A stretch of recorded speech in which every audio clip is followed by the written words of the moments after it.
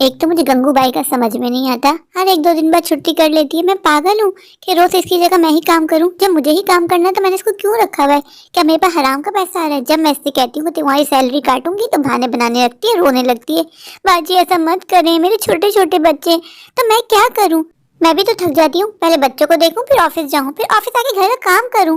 ये भी मुझ पे गुस्सा कर रहा है। देखिए तुमने गंगूबाई को रखा हुआ क्यों? निकालो इसको। जब मैं गंगूबाई से कहती हूँ मैं तुम्हें निकाल दूंगी तो उसका रोना पीटना शुरू हो जाता है। मैं करूँ तो क्या करूँ, मेरे कुछ समझ में नहीं आता। लेकिन बस अब बहुत हो गया, अब गंगूबाई के और ड्रामे नहीं चलेंगी। आज ये आती है तो मैं इसे साफ साफ कह देती हूँ कि तुम्हें काम करना है तो ठीक है, वरना यहाँ से चलती बनो। बहुत कर लिया मैंने तुम्हारा ख्याल, बहुत कर लिया तुम्हारा लिहाज, तुम इस काबिल ही नहीं हो। ऊपर से मुझे इनका समझ में नहीं आता, आए दिन इनके कभी गेस्ट आते रहते हैं, कभी फ्रेंड्स आते रहते हैं, कभी मैके वाले आते रहते हैं। मैं पागल हूँ, सबको मैं अकेली हैंडल करूँ? खुद तो कुछ करते हैं नहीं। आए दिन आके हुक्म दे देते हैं, बेगम आज मेरे फ्रेंड्स आएंगे खाना बनेगा, बेगम आज मेरे ऑफिस वाले आएंगे खाना बनेगा। ऐसा लगता है इन्होंने शादी मुझसे नहीं किसी कुक से की है। ऑर्डर देते हैं और चले जाते हैं। फिलहाल तो गंगू भाई को देखूं, गंगू भाई आज आ जाए, आज इसकी खबर लेके रहूंगी। बहुत हो गए इसके ड्रामे। इंतहा हो गई इंतजार की, आई ना कुछ खबर गंगूबाई की।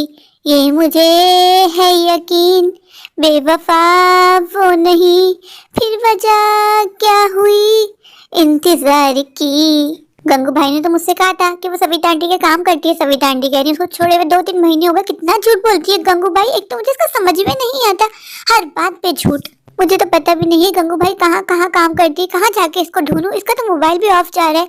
मेरे पास कोई चारा नहीं बचता, सिर्फ इसका इंतजार करने के अलावा। करूँ तो मैं क्या करूँ? मुझे कोई और भी तो हाउस हेल्पर नहीं मिल रही ना कि मैं इसको हटा के उसको रख लूं। यहाँ हाउस हेल्पर मिलना कितना मुश्किल है, ये तो मैं ही जानती हूँ। हर जगह हर घर में मालूम कर लिया, इन लोग के कितने नखरे हैं। जब पूछो किसी से कि आप हमारे काम करें तो कह देती ना बाबा ना, हमारे पास टाइम नहीं है। ऐसे कह के मुंह पे साफ मना कर देती है। बस इसी वजह से मुझे गंगू भाई को बर्दाश्त करना पड़ा है, वरना कौन चाहता है गंगू भाई को अपने घर रखना। मेरी मजबूरी है, वरना कब को मैंने इनको निकाल के फेंक दिया होता। ये इस काबिल है ही नहीं। गंगू भाई तुम्हें टाइम मिल गया मेरे यहाँ आने के लिए? तुम जानती हो इस बार तुमने पूरे 1 हफ्ते की छुट्टी की है। तुम ऐसा कैसे कर सकती हो मेरे साथ? हर हफ्ते बोलती हो बाजी अब छुट्टी नहीं करूंगी, फिर 1-2 दिन बाद फिर 4-5 दिन की छुट्टियां कर लेती हो। ऐसे करते हैं काम, ऐसे करते हैं जॉब। बाजी मैं आपको क्या बताऊं, मेरे शौहर ने कल मुझे बहुत पीटा। 1 हफ्ते से वो यही कर रहा है, कह रहा है पैसे दो पैसे दो। मैं पैसे नहीं देती, मुझे बहुत मारता है बाजी, मैं तो बुखार में थी। बस तुम गंगू भाई रहने दो, तुम्हारा एक के बाद एक झूठ पकड़ा जाता है। अब भी तुम मानती नहीं हो कि तुम झूठ बोलती हो। मैं जानती हूँ ये भी तुम सिर्फ बहाना बना रही हो। नहीं बाजी मैं झूठ नहीं बोली, मेरे शौहर ने मुझे बहुत मारा है। तुम चाहो तो मैं तुम्हें जख्म दिखा सकती हूँ अपने। बहुत पिटाई की है उसने मुझे, बहुत जालिम है, बहुत पैसे मांगता है। जब मैं उसको पैसे नहीं देती तो मुझे मारता है बाजी। तो गंगू छोड़ दो उसे, क्यों उसकी मारपीट बर्दाश्त करी हो? बच्चों को कमा के तुम खिलाती हो, बच्चों को देखती तुम हो, तो ऐसे मर्द के साथ रहने का क्या फायदा जो तुम्हें से मारता पीटता है, तुम्हारे पैसे छीन लेता है। मुझे तुम लोग का समझ में नहीं आता, क्यों ऐसे मर्दों को बर्दाश्त करती हो? बाजी मैं नहीं छोड़ सकती उसको। माँ बाबा ने कहा है जैसा भी है तेरा पति है, गुजारा कर उसके साथ। मैं क्या कर सकती हूँ? चले बाजी मैं आपका काम निपटा देती हूँ, मुझे और घर भी जाना है। जब भी मैं गंगू की कहानी सुनती हूँ मेरा दिल भर आता है। बेचारी कैसे गुजारा करती होगी अपने नशीले शौहर के साथ। इन बेचारों की भी क्या जिंदगी है। इन लोग को देखती हूँ तो दिल से शुक्र अदा निकलता है।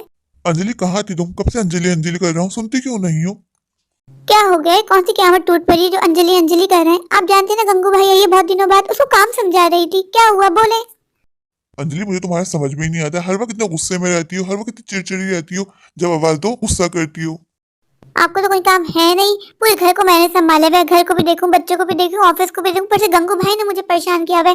चिड़चिड़ी नहीं होंगी तो क्या होंगी? बोले क्या काम था आपको? फिर थोड़ा तेज आवाज में क्या बोलो, फिर कहते मुझ पर गुस्सा करती। मैं गुस्सा नहीं कर रही भाई, मैं परेशान थी, टेंशन में थी। अभी 1 कप कॉफी बना के लाई थी कि सुकून से बैठे कॉफी पी लूं, लेकिन किसी को मेरा सुकून बर्दाश्त ही कहाँ होता है। क्या ये क्या काम था? क्यों अंजलि अंजलि कर रहे थे आप? मेरे ऑफिस से कुछ फ्रेंड्स आ रहे हैं, आज वो डिनर घर पे ही करेंगे। आपने तो ये अच्छा लगाया हुआ है, रोज आपके यही करते हैं। कभी मेरे दोस्त आ रहे हैं, कभी मेरी फैमिली के मेंबर्स आ रहे हैं। मैं क्या यही करती हूँ? मैं नौकरानी हूँ क्या? मैं भी थक जाती हूँ, मैं भी इंसान हूँ। कभी मेरे बारे में सोच लिया करें कि अंजलि भी इंसान है। अंजलि तुम तो बस रहने दो, तुम्हारे तो ड्रामे ही खत्म नहीं होते। मैं तुम्हारा कितना ख्याल करता हूँ, कुछ काम क्या बोल दूं तुम्हारा बरसता मुंह बन जाता है। नहीं चाहिए मुझे तुम्हारी हेल्प, मैं बाहर से डिनर मंगवा लूंगा। अब कुछ नहीं बनाना, मैं बता देता हूँ तुमको। ठीक है, मुझे भी कोई शौक नहीं, मैं भी नहीं बना रही। जो करना है आपको कीजिए। कितने प्यार से मैं तुम्हारे पास आया था तुमसे बात करने के लिए, तुमने तो मेरा सारा मूड स्पॉइल कर दिया। रहने दीजिए आप, मैं आपका सारा प्यार जानती हूँ। आपका खुद का मतलब था इसलिए आप प्यार से आए थे। आपका मतलब है तभी आप मुझसे प्यार से बात कर रहे हैं, वरना आप मुझसे प्यार से बात कर ही ना ले। हैं कहाँ गए? चले गए? 2-2 मिनट में तब जाते हैं। लेकिन खैर है, अब मैं डिनर नहीं बनाऊंगी। मैं भी इंसान हूँ, मैं भी थक जाती हूँ। पूरे पूरे दिन ऑफिस में काम करो, फिर घर में आके घर के काम करो, और ऊपर से इनकी दोस्त गैदरिंग खत्म ही नहीं होती। बहुत हो गया, मैंने बहुत ख्याल कर लिया, अब ये खुद देखेंगे। गंगू भाई ने 1 हफ्ते से मेरे गार्डन में पानी नहीं दिया, मेरे सारे के सारे पौधे मुरझा गए।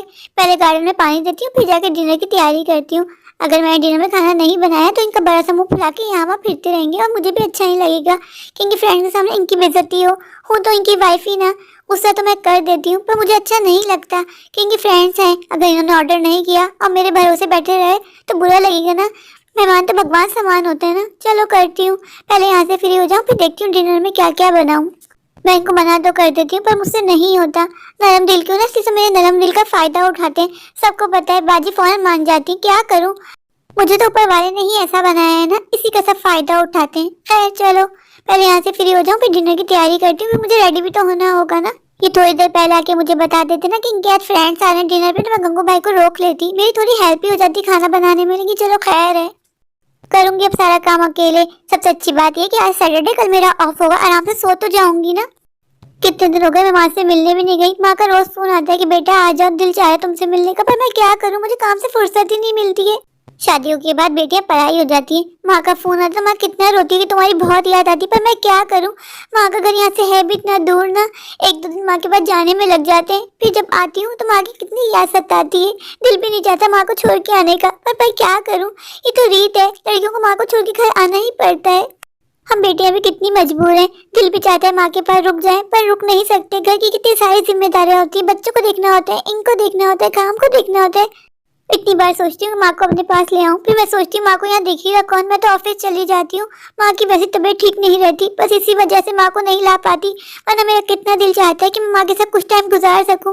माँ की तबीयत भी ठीक नहीं चली, ऊपर वाला ना करे माँ को कुछ हो गया तो मैं अपने आप को कभी माफ नहीं कर पाऊंगी। मुझे तो माँ की खिदमत करने का मौका ही नहीं मिला। कल भी मेरे पास भाभी की कॉल आई थी, भाभी कह रही थी कि अंजलि माँ से आके मिल लो, माँ की तबीयत बिल्कुल ठीक नहीं चल रही, कभी भी कुछ भी हो सकता है, पर मैं कैसे टाइम निकालूं। दिल तो बहुत है मेरा माँ से मिलने का, बस अब कुछ भी हो जाए नेक्स्ट वीक मुझे माँ के पास जाना ही जाना है। इनको पहले ही बता दूंगी कि अपना कोई प्लान नहीं रखिएगा। मुझे माँ से मिले हुए पूरे 3 महीने हो गए। सही कहते हैं, शादी अपने ही शहर में करनी चाहिए, वरना बच्चियाँ मजबूर हो जाती है। माँ ने मेरी शादी दूसरे शहर करवा दी। माँ के पास जाने के लिए मुझे कितना सोचना पड़ता है, ऊपर से बच्चों के ऑफ भी नहीं आते। 1-2 दिन का ऑफ आता है, वो मेरा यूं ही काम में बिजी निकल जाता है। लेकिन इस बार कुछ भी हो, मैं माँ के पास जरूर जाऊंगी। माँ भी हम सबको बहुत याद कर रही है। माँ भी हर कॉल में पूछती है अंजलि कब आओगी। माँ को हर दफा बोलती हूँ माँ अगले हफ्ते अगले हफ्ते, अगला हफ्ता आता ही नहीं है, कोई ना कोई काम निकल जाता है। लेकिन इस हफ्ते माँ के पास जरूर जाऊंगी, इससे पहले कि देर हो जाए और मैं पछताऊंगी मैं माँ से नहीं मिली। माँ की तबीयत बिल्कुल भी ठीक नहीं है, इस हफ्ते मैं जरूर जाऊंगी। माँ तुम्हारी अंजलि तुम्हारे पास आ रही है। माँ कल मेरा ऑफिस से ऑफ है, मैं सारी पैकिंग शुरू कर दूंगी ताकि बच्चों को और इनको साथ लेके जाऊं, ताकि माँ हम सबसे एक साथ मिल सके। बेटे कितने खुश नसीब होते हैं कि उनका अपना घर नहीं छोड़ना पड़ता, और हम बेटियों को अपना घर छोड़ के दूसरे घर आना पड़ता है। फिर हम यूं ही माँ बाप से मिलने के लिए तरसते रहते हैं, तड़पते रहते हैं उनकी याद में। मेरे प्यारे प्यारे व्यूवर्स, अगर आपको मेरी आज की ये स्टोरी अच्छी लगे तो प्लीज़ मेरे चैनल को लाइक कीजिए, अपने दोस्तों के साथ शेयर कीजिए, और हाँ, मेरे चैनल को सब्सक्राइब करना बिल्कुल मत भूलिए। अगर आप लोग मेरे चैनल पर नए हैं और अभी तक चैनल को सब्सक्राइब नहीं किया तो इंतज़ार किस बात का, अभी जाइए, दौड़ कर जाइए, भाग कर जाइए, जाकर मेरे चैनल को सब्सक्राइब कर दीजिए, मुझे ढेर सारा प्यार दीजिए, मुझे सपोर्ट कीजिए। Thank you.